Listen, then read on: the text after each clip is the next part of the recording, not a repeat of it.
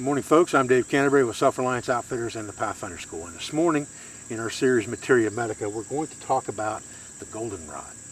The goldenrod has over 130 species within the U.S., but it's a fairly easy plant to identify.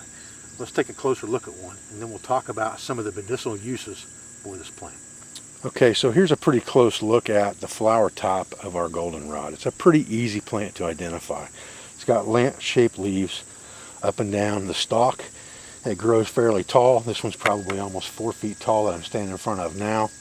And it's very easily identifiable in a field because it sticks up above most of the other plants and has these yellow flower tops on it. If we're going to harvest something off of this plant for use on the fly in the field, the leaves are what we're going to generally want to take because of their styptic value. And there's a couple other things we can do with this plant.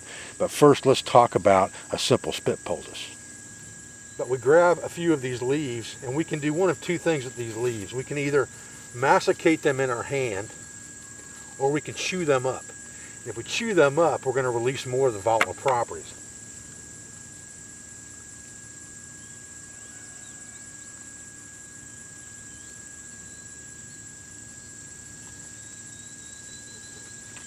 Get that thing chewed up real good, get some saliva mixed into it. Put it right on top of the wound that you're trying to stop the bleeding, and cover it with some type of bandage. Could be a piece of t-shirt, a bandana, whatever the case may be.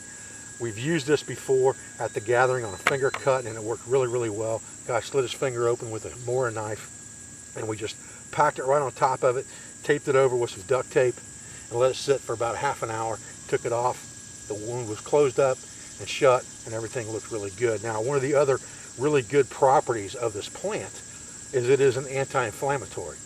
So along with cuts, a lot of times you get pain and you get swelling. This will help cut down on that swelling.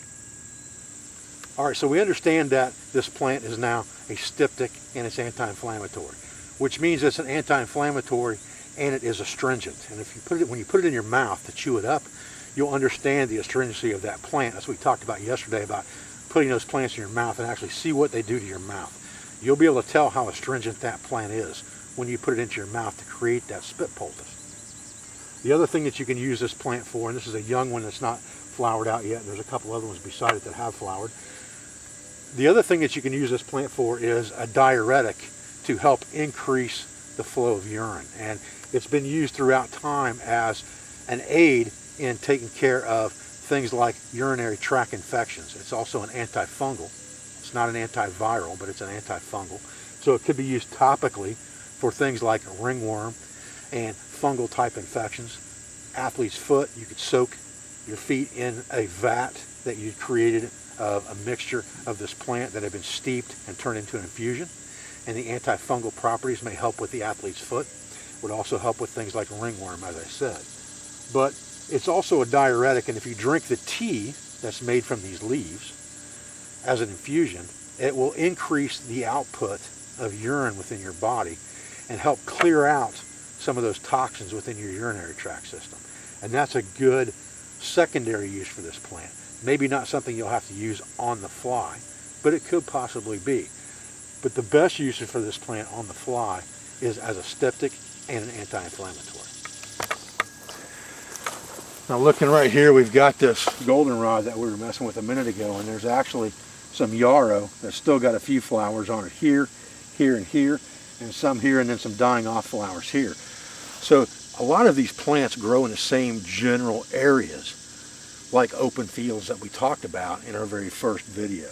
So I wanted to show you that as well, because there's quite a few medicinal plants right here in this area, but yarrow and goldenrod are right here together as well.